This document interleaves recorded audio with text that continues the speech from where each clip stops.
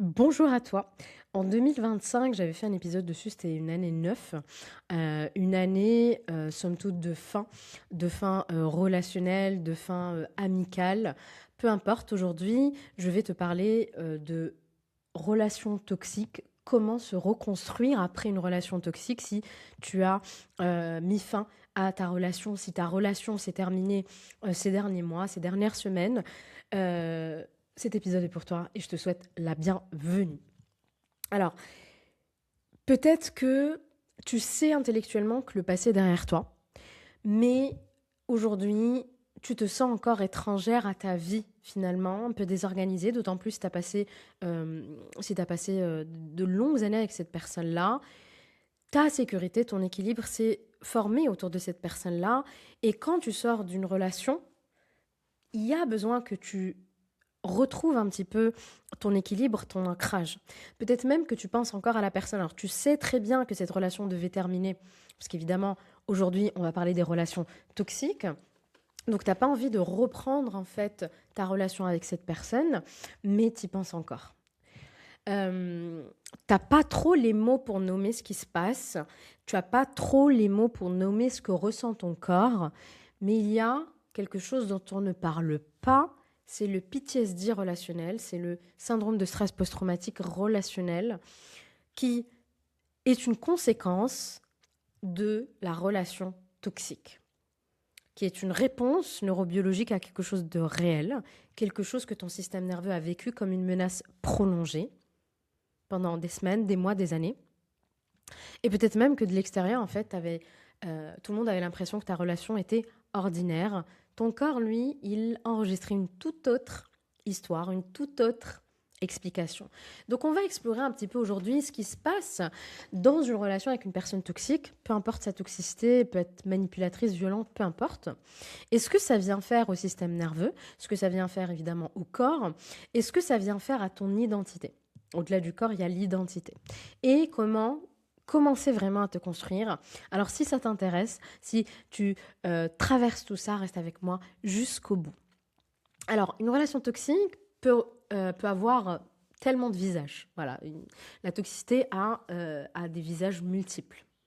Ça peut être quelqu'un qui est manipulateur, donc qui va tordre la réalité, qui te fait douter de toi, qui te culpabilise systématiquement. Ça peut être quelqu'un de violent, que ce soit une violence physique, verbale, sexuelle, peu importe. Ça peut être quelqu'un de contrôlant, donc qui décide de comment tu vas t'habiller, tes amis, tes sorties, en fait, qui décide de comment tu vas exister. Ça peut être quelqu'un d'instable émotionnellement, qui a des explosions imprévisibles, qui te maintiennent en état d'alerte tout le temps, tout le temps. Ça peut être quelqu'un qui est indisponible, immature émotionnellement et en fait qui te délègue complètement son cerveau et ta charge mentale. Ces situations ont des formes évidemment très différentes. Néanmoins, si tu es dans une relation et ta vie est en danger, je t'en supplie, va chercher l'aide. Coupe cette vidéo et va chercher l'aide, s'il te plaît. Sauve-toi. Ça, c'est très important. Toutes ces situations de toxicité, comme je disais tout à l'heure, ont des visages multiples. Mais elles ont quelque chose en commun, c'est ce qu'elles créent dans le système nerveux de la personne qui les subit, un déréglage profond. Et les séquelles, elles ne disparaissent pas avec la fin de la relation. Bien au contraire, elles peuvent même apparaître, elles peuvent même s'amplifier après la fin de la relation. Quand le corps finalement se trouve en sécurité et que boum, tout d'un coup, il y a tous ces symptômes qui viennent, parce qu'en fait, il n'y a plus le danger. C'est comme en fait quand tu vas en vacances et que tu as la pire grippe qui te soit jamais arrivée, puisque tu es dans un état de contraction tout le temps, survie, survie, et puis boum, je suis en sécurité et les symptômes apparaissent ou s'amplifient. Beaucoup de relations toxiques suivent un cycle reconnaissable. Donc il y a une phase d'attraction qui est parfois intense, qui est parfois parfaite, qui crée une association puissante entre cette personne-là et un pseudo-état de sécurité ou de bien-être. Donc c'est du love bombing. Donc il peut y avoir ce début qui est parfait, puis un changement. Et puis peut y avoir aussi, le début n'était pas parfait, pas du tout parfait, mais tu tombes amoureux du potentiel de la personne, d'autant plus s'il y a des traumas d'enfance, où tu te connectes au potentiel de la personne et du coup tu tombes amoureuse de ça. Mais évidemment, ça vient travailler le syndrome du sauveur. Évidemment, il y a du trauma d'enfance là-dedans. Anyway, il y a ce début-là, qui soit parfait réellement, soit une illusion de la perfection, et puis il y a un changement, il y a quelque chose qui change. Des comportements toxiques qui apparaissent, des critiques, de la dévaluation, du contrôle, des explosions, des humiliations, un non-respect du consentement, etc.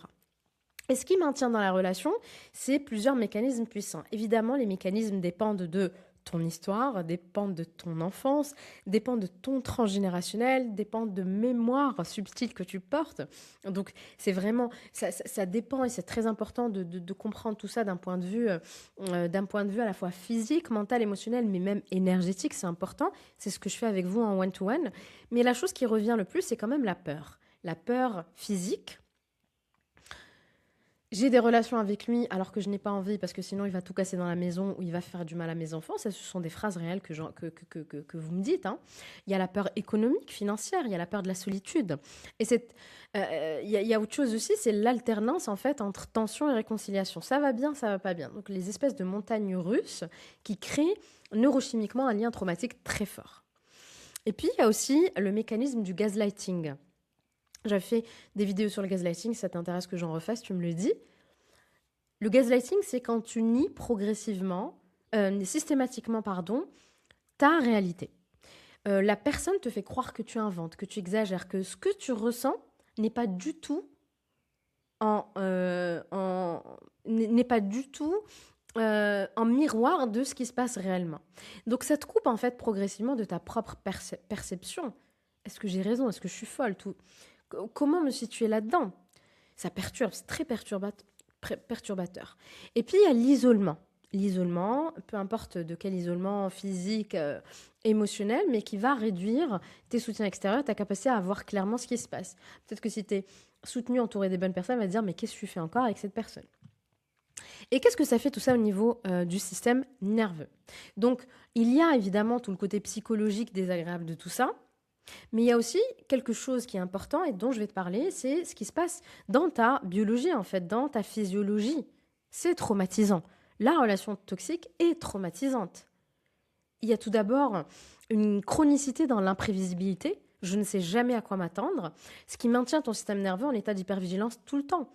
Il y a un cycle tension-réconciliation aussi dont je parlais tout à l'heure, qui crée quelque chose de l'ordre de la dépendance. C'est une addiction.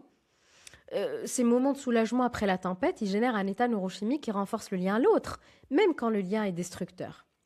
Et puis, il y a le gaslighting qui, répété, il finit par créer une confusion qui est durable sur ce qui est réel. Et à la sortie de la relation, le système nerveux, il est dans un état de déréglage profond. Et les empreintes de ce déréglage durent longtemps, bien au-delà de la fin de la relation. Il faut se dire que c'est pas parce que la relation elle se termine qu'en fait tous ces symptômes se terminent ou que ton système nerveux il dit oh c'est fini, c'est bon, on reprend à zéro. Pas du tout, pas du tout. C'est pas comme ça que ça fonctionne, hélas. Ce que tu vis après, c'est du trauma. Oui.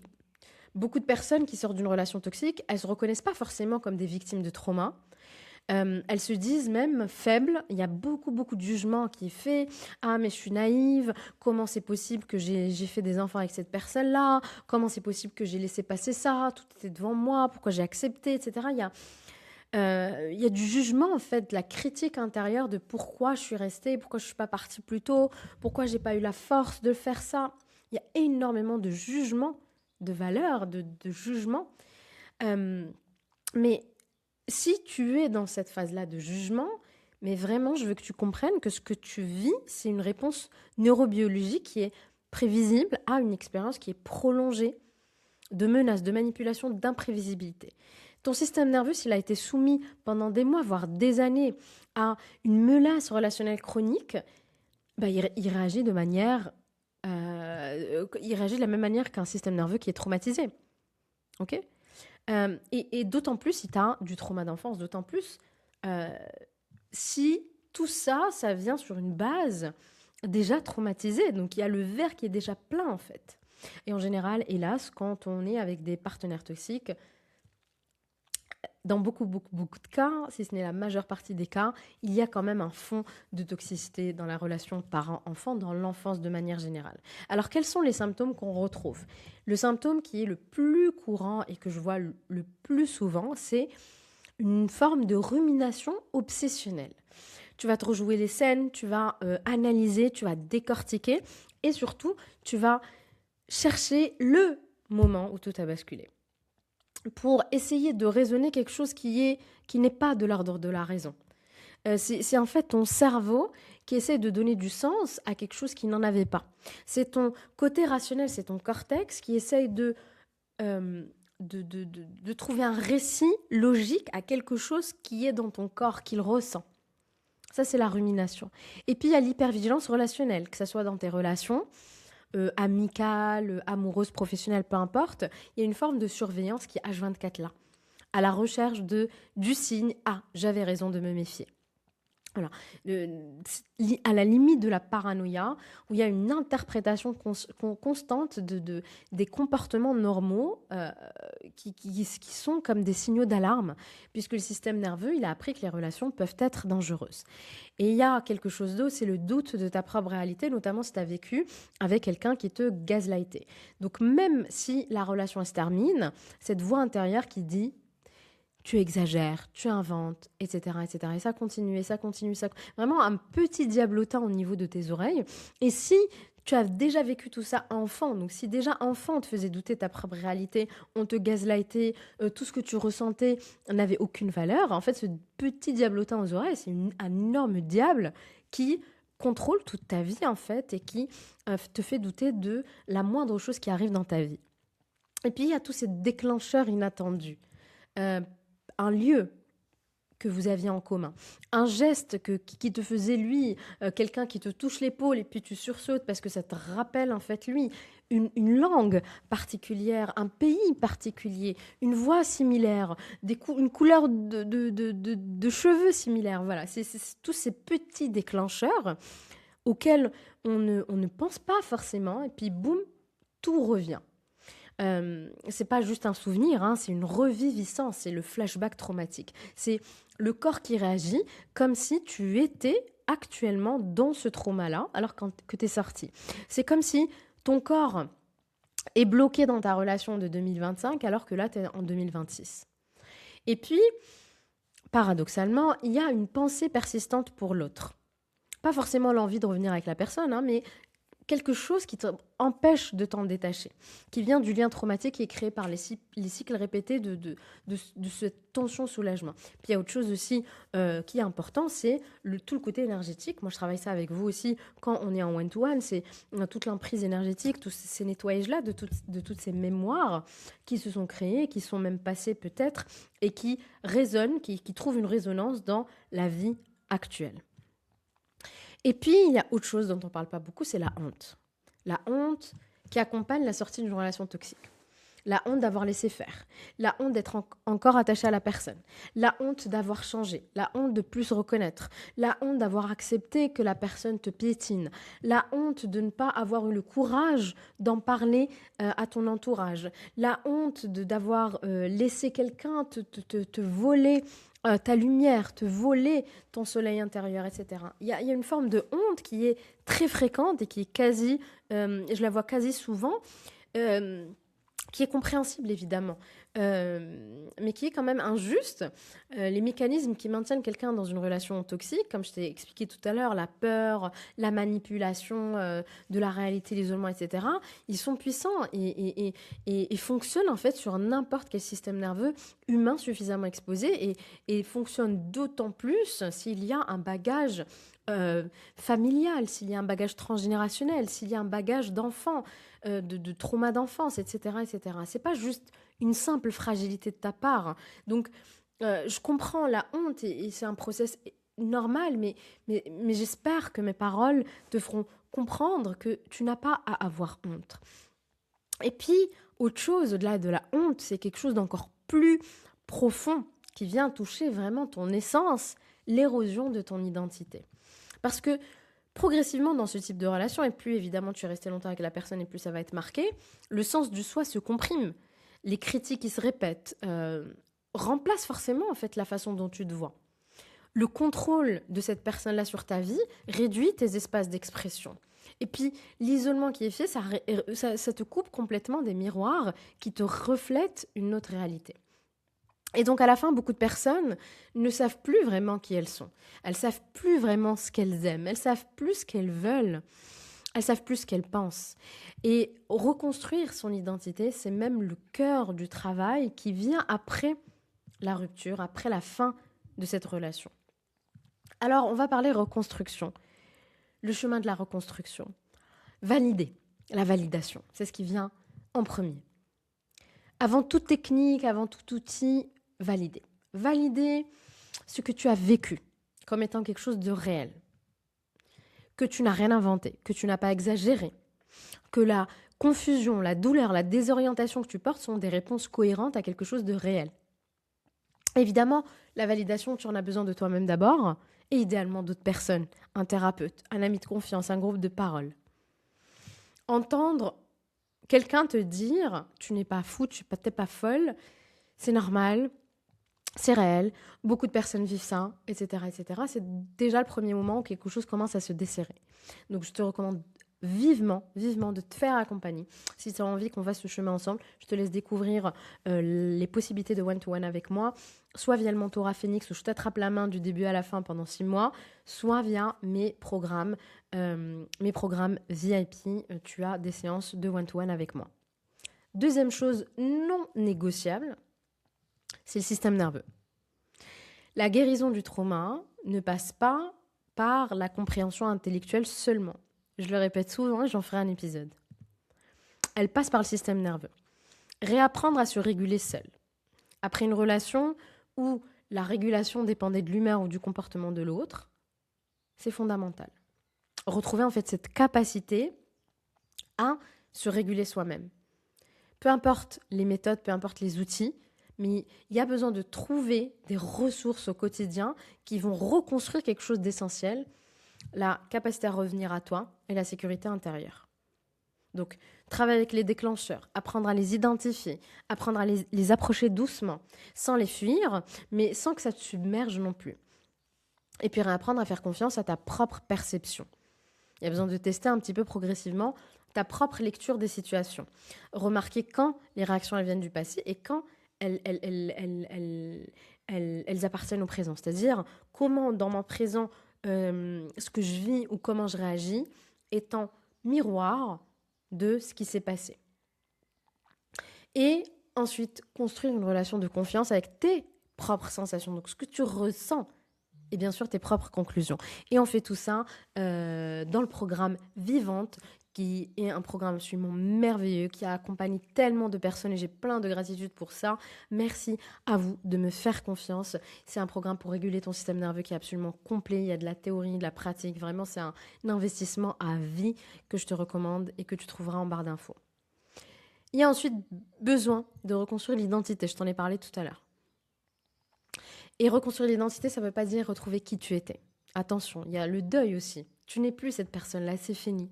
Il y a tout ce deuil de « avant, je faisais ça, avant, j'aimais ça, avant, j'étais comme ça. Aujourd'hui, tu ne l'es plus. » Donc, il y a besoin de faire le deuil de la personne que tu étais avant.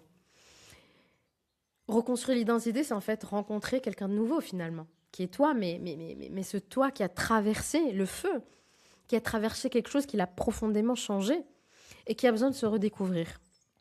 Et ça passe par des choses très très concrètes. Reprendre des activités abandonnées pendant la relation, par exemple de la danse, de la marche, de la randonnée, peu importe, du dessin. Se reconnecter à des personnes dont tu t'étais éloigné qui sont importantes pour toi. Redécouvrir ce que tu aimes, ce que tu veux, mais sans demander en fait la permission à personne, sans attendre l'approbation de personne.